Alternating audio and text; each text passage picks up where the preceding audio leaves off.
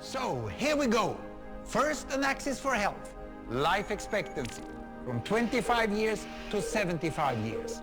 And down here, an axis for wealth, income per person, $400, $4,000, and $40,000. So down here is poor and sick, and up here is rich and healthy.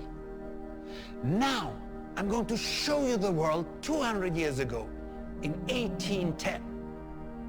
Here come all the countries. Europe brown, Asia red, Middle East green, Africa south of Sahara blue, and the Americas yellow. And the size of the country bubble showed the size of the population. And in 1810, it was pretty crowded down there, wasn't it? All countries were sick and poor. Life expectancy were below 40 in all countries. And only UK and the Netherlands were slightly better off, but not much. And now, why start the world? The Industrial Revolution makes countries in Europe and elsewhere move away from the rest.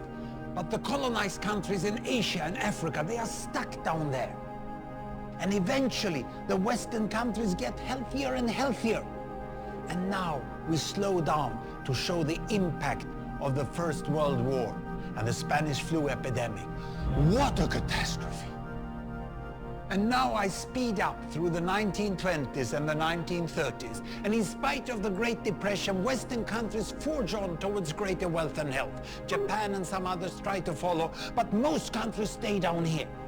Now, after the tragedies of the Second World War, we stop a bit to look at the world in 1948. 1948 was a great year. The war was over, Sweden topped the medal table at the Winter Olympics, and I was born. But the differences between the countries of the world was wider than ever. United States was in the front, Japan was catching up.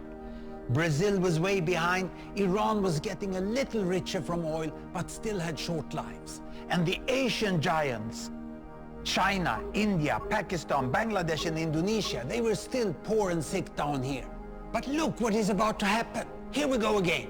In my lifetime, former colonies gained independence, and then finally they started to get healthier and healthier and healthier. And in the 1970s, then countries in Asia and Latin America started to catch up with the Western countries. They became the emerging economies. Some in Africa follows. Some Africans were stuck in civil war and others hit by HIV. And now we can see the world today in the most up-to-date statistics.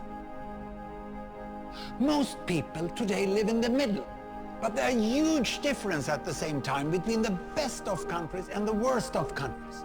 And there are also huge inequalities within countries. These bubbles show country averages, but I can split them.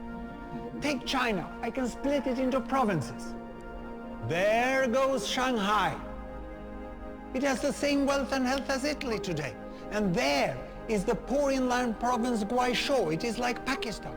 And if I split it further, the rural parts are like Ghana in Africa. And yet, despite the enormous disparities today, we have seen 200 years of remarkable progress. That huge historical gap between the West and the rest is now closing. We have become an entirely new converging world.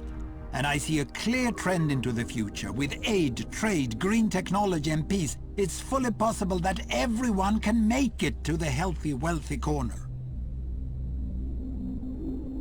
Well, what you just seen in the last few minutes is a story of 200 countries shown over 200 years and beyond.